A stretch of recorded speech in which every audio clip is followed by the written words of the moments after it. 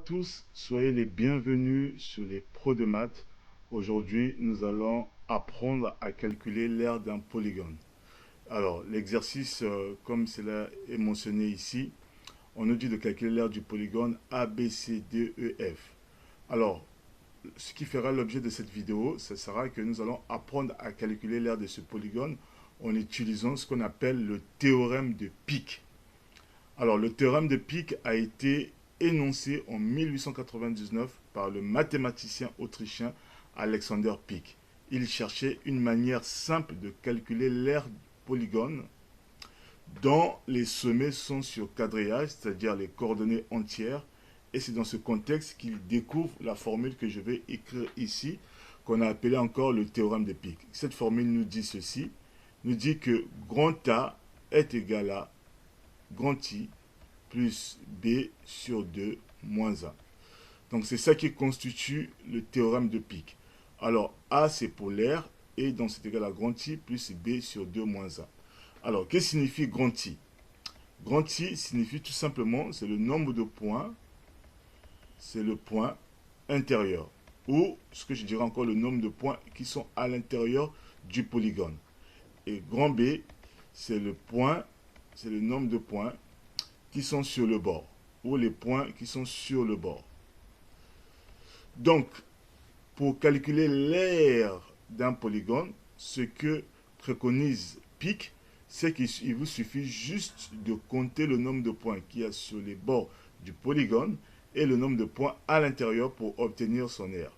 Donc c'est un théorème magique et un théorème magnifique puisqu'on n'a pas besoin d'utiliser les formules de trigonométrie ou d'autres formules. Il nous suffit juste de connaître le nombre de points.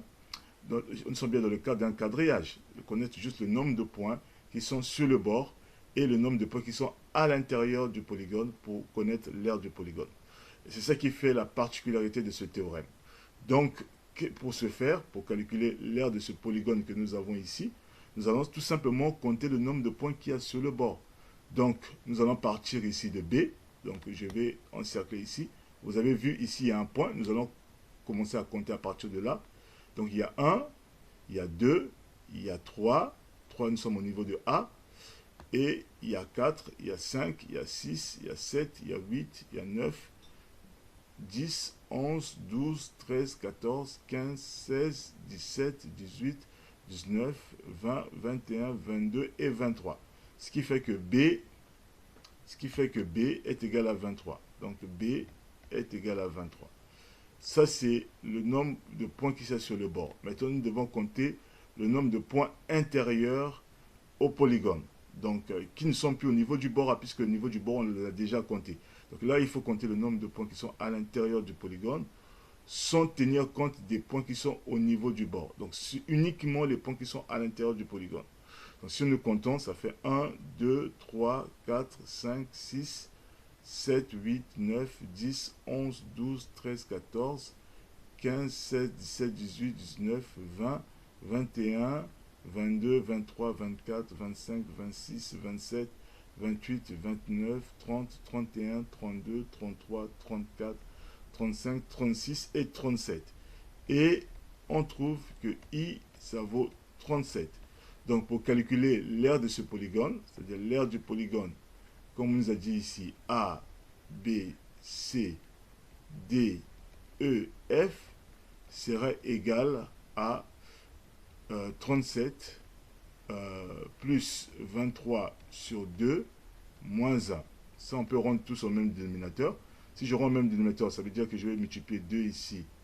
37 fois 2 divisé par 2, ce qui me va faire 74 sur 2, plus 23 sur 2, et 1 c'est 2 sur 2, ce qui fait moins 2 sur 2. Et donc vous commandez avec moi que, comme ils ont le même dénominateur, on garde 2, et on fait l'addition de ces numérateurs et on soustrait avec le 2. Ce qui, j'obtiens, on précalcule 95. 95 sur 2. Donc voilà ce qui correspond à l'aire du polygone. Ce qui va nous faire environ 40 et quelques unités d'air. Donc, alors, si on calcule 95 divisé par 2, juste un petit calcul, va nous donner le résultat de 47,5 unités. Donc cette aire ici, l'aire de ce polygone A, B, C, D, E, F est égal à 47,5 unités d'air. Donc voilà ce qu'on obtient. Ça, c'est avec le théorème de Pick. Donc vous voyez que le théorème de Pick, c'est un théorème très très facile, puisqu'il ne nous demande pas d'avoir tellement de connaissances en maths. Il nous demande tout simplement de connaître le nombre de points qui sont sur le bord et à l'intérieur pour obtenir l'aire d'un polygone. Et ce théorème fonctionne pour tout type de polygone que vous pourrez rencontrer. Et si vous appliquez cette technique ou ce théorème, vous allez obtenir éventuellement un très bon résultat. Maintenant, la question c'est de savoir, est-ce que si on avait appliqué une autre façon de faire, est-ce qu'on aurait obtenu le même résultat? Alors, pour ce faire, je vais vous faire remarquer d'abord une chose, c'est que si vous regardez très bien votre figure, ou vous regardez bien votre polygone qui est donné ici, on peut déjà distinguer que ce polygone, on peut le repartir en trois figures. Donc, si je trace les différents, j'essaie de rejoindre les différents points, ça me fait ici une ligne. Et si je fais comme ça, vous voyez bien que j'obtiens un carré. Pourquoi un carré? Parce qu'on nous a dit que chaque écart, ça faisait une unité de longueur. Donc ça fait 1, 2, 3, 4 et 5. Ça veut dire que la longueur ici, BC, ça me fait 5. Donc ici, la longueur BC, ça me fait 5. Donc ici, BC, ça vaut 5. Et comme c'était un carré, donc ça veut dire que toutes les longueurs sont pareilles. Et puis chaque unité ici, ça fait aussi 5.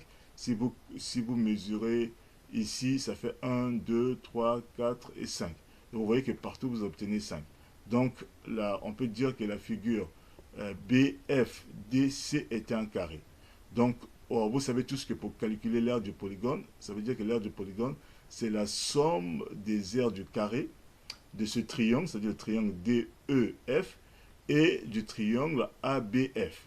Donc, ça veut dire que si vous voulez trouver une autre façon de calculer l'aire de ce polygone, vous devez vous référer à la somme de ces trois figures ici. Donc, on a deux triangles et un carré. Donc, pour ce faire, on va essayer de calculer. Donc, ici, je vais mettre, on va calculer l'aire du carré. L'aire du carré. Ici, on a dit c'était B, F, C, D. Donc, on sait que c'est un carré et l'aire du carré, c'est côté au carré. Donc, côté au carré, donc ce qui va me faire 5 au carré, c'est égal à 25. Ensuite, on a l'aire du triangle, l'aire du triangle, l'aire du triangle, DEF.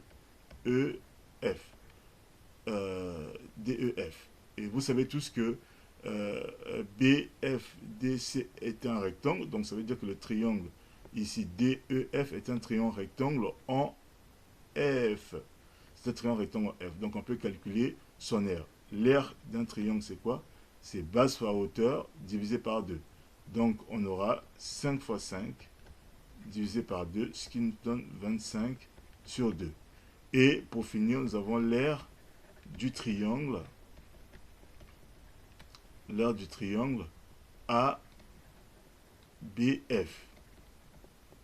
Alors, l'aire du triangle ABF, ici, il y a une particularité, c'est que vous savez tous que quand vous avez un triangle comme ceci, la hauteur, c'est la droite issue de A, qui coupe le segment qui est en bas ici. Donc, pour obtenir son aire, on fait la même chose. C'est hauteur, donc fois base, divisé par 2. Donc ici, on va avoir l'aire de ce triangle. Ça sera quoi? Ça sera 5 fois 4 divisé par 2. Et donc, maintenant, pour trouver l'aire du polygone, il suffit juste d'additionner les trois aires que je vais appeler A1, A2 et A3. Donc, ici, l'aire du polygone A, B, C, D, E, F, c'est égal à l'aire A1 plus A2 plus A3. Donc, qu'est-ce qui nous donne? Ça nous donne donc 25 plus 25 sur 2, et plus 20 sur 2. Donc ici, ça fait 20 sur 2. Donc ici, il suffit juste de rendre le même dénominateur. Donc ça va faire 50 sur 2 plus 25 sur 2 plus 20 sur 2. Et vous voyez bien, on obtient exactement 95 divisé par 2. Donc on obtient bien le même résultat que nous cherchons, plutôt le même résultat qu'on a obtenu quand nous avons appliqué le théorème de Peake. Donc voilà l'avantage de connaître le théorème de Peake. C'est un magnifique théorème et qu'en utilisant aussi une autre méthode, on arrive au même résultat. Mais vous voyez qu'avec le théorème de Peake, c'est encore beaucoup plus simple. Maintenant, notre vidéo touche à sa fin.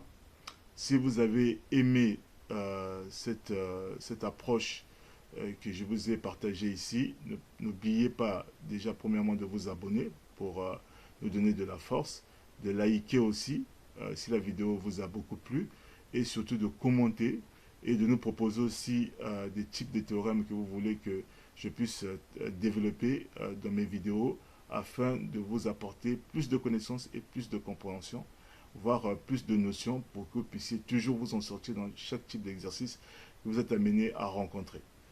Pour ma part, je vous dis à la prochaine. Au revoir.